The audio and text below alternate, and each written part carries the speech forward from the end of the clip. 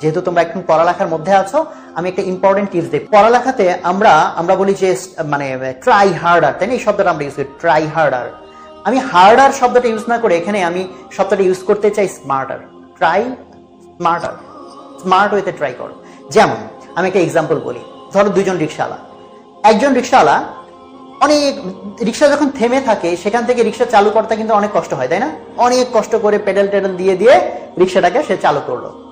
চালু করার পর কিছুক্ষণের মধ্যে সে খুব মানে খুশি হয়ে গেল যে আরে রিক্সা তো চালু হয়ে গেছে, আমার আর কষ্ট করার দরকার কি, তো আমার আর কষ্ট করার দরকার নাই, এটা মনে করে সে পেডাল দেওয়া বন্ধ করে দিল। তো পেডাল দেওয়া যদি বন্ধ করে দেয় কিছুক্ষণ পর কি হবে? রিক্সাটা থেমে যাবে। রিক্সাটা থেমে যাওয়ার পর তার টনক নড়লো, হ্যাঁ হ্যাঁ রিক্সা তো থেমে গেছে, তাহলে কি করা যায়? এবার সে কি করলো, আবার কষ্ট করে প্রথমবারের মতো প্যাডেল দিয়ে রিক্সাটাকে চালু করলো। আর নেড়ারা যেহেতু বারবার বেল তোলা যায়, এবারও সে একই ভুল, আবারও সে খুশি হয়ে গেল, আরে রিক্সা তো এমনি চলে, প্যাডেল না দিলেও চলে, প্যাডেল দেওয়া বন্ধ করে দিল। কিছুক্ষণ পর রিক্সা গিয়ে আবার থেমে গেল। এইভাবে কিছুক্ষণ পর পর সে প্যাডেল দিয়ে রিক্সা চালু করে, রিক্সা আবার থেমে যায়, আবার চালু করে, আবার থেমে যায়। এবার আসো দ্বিতীয় আরেকজন রিক্সাওয়ালা, সে কি করেছে? সে হচ্ছে অনেক কষ্ট করে রিক্সাটাকে চালু করে, চালু করার পর দেখলো হ্যাঁ প্যাডেল না দিলেও রিক্সা চলে, কিন্তু আস্তে আস্তে গতি কমে যায়। তো সে কি করে? কিছুক্ষণ ওয়েট করে, গতি একটু কমে গেলে আবার একটা দুইটা পেডাল দেয়, গতি একটু কমে গেলে আবার একটা দুইটা পেডাল দেয়। ফলে তার রিক্সা না থেমে কি হবে? চলতেই থাকবে, চলতেই থাকবে। এখন এই দুই রিক্সাওয়ালার মধ্যে দেখো কষ্ট বেশি কে করছে? প্রথম জন। আর আউটপুট বেশি কে পাচ্ছে? দ্বিতীয় জন। তাহলে দেখো স্মার্ট কে? স্মার্ট কিন্তু দ্বিতীয় জন, যে কম কষ্ট করেও বেশি আউটপুট পাচ্ছে, বিকজ সে স্মার্ট ওয়েতে রিক্সা চালাচ্ছে। তো আমি রিক্সাওয়ালার গল্প কেন নিয়ে আসলাম? যে ভাই আমরা স্টুডেন্ট মানুষ, রিক্সাওয়ালার গল্প শুনে আমাদের কি লাভ?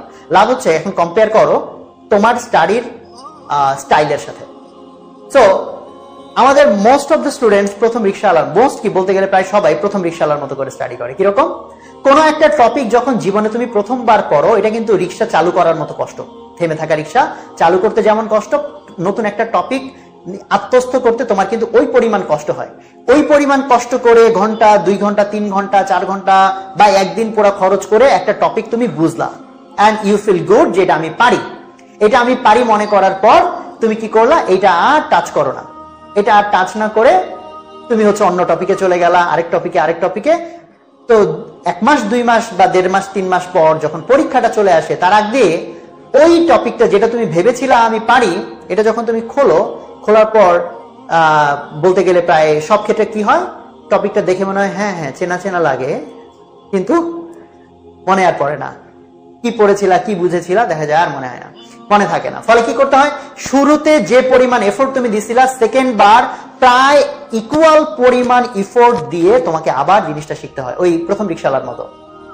তো এভরি টাইম তুমি কষ্ট করে একটা টপিক শিখছো, কিছুদিন এটাকে আর টাচ না করে এটা ভুলে যাচ্ছ, আবার কষ্ট করে টপিকটা শিখছো। সেজন্য স্মার্ট ওয়েতে পড়তে গেলে কিভাবে পড়া উচিত? আমার সাজেশন হচ্ছে, স্মার্ট ওয়েতে পড়তে গেলে তোমার প্রত্যেক দিন তোমার পড়ালেখার টাইম থেকে অ্যাটলিস্ট আধা ঘন্টা, এবং আরো ভালো হয় যদি 1 ঘন্টা টাইমকে তুমি নিষিদ্ধ সময় বলে ডিক্লেয়ার করো। ফরবিডেন টাইম, নিষিদ্ধ সময়। নিষিদ্ধ সময় মানে কি? নিষিদ্ধ সময় মানে হচ্ছে এমন একটা সময় যে সময়ে নতুন কোনো টপিক পড়া নিষিদ্ধ, যে সময়টাতে শুধুই তুমি রিসেন্টলি পড়া টপিক, যেটা তুমি এখনো ভুলে যাও নাই, সেটা পড়বা। আমি আবারও বলছি, যেমন ধরো আজকে অনেক কষ্ট করে তুমি একটা টপিক পড়লা, এখন এটা কিন্তু তোমার 2 দিন, 3 দিন, 4 দিন মনে থাকবে, তারপরে গিয়ে আস্তে আস্তে ভুলতে শুরু করবা।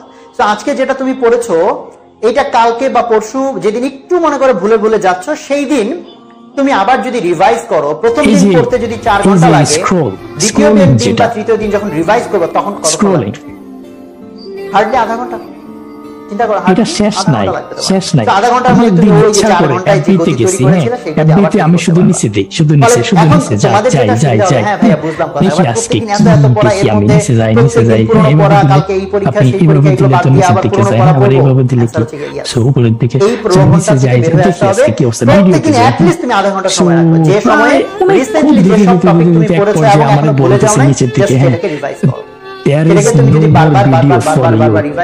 এরকম কিছু একটা লেখা দেখাইছে আমার, ভুলে যাও নাই কোন একটা, প্রথমবার পড়ার পর 3 দিন পর, তারপর হয়তো 7 দিন পর, তারপর হয়তো আরো কিছু সময় পর। মানে আপনারা ধরেন কয়েকশো ভিডিও দেখানোর পরেও আর লোড নিতে পারতেছেন না, আবার একটু রিফ্রেশ দেন করে আসুক। না পড়েও তুমি এটা পরীক্ষার হলে কখনো আপনাদের কারো হয়েছে এটা? অনেক চেষ্টা করলাম।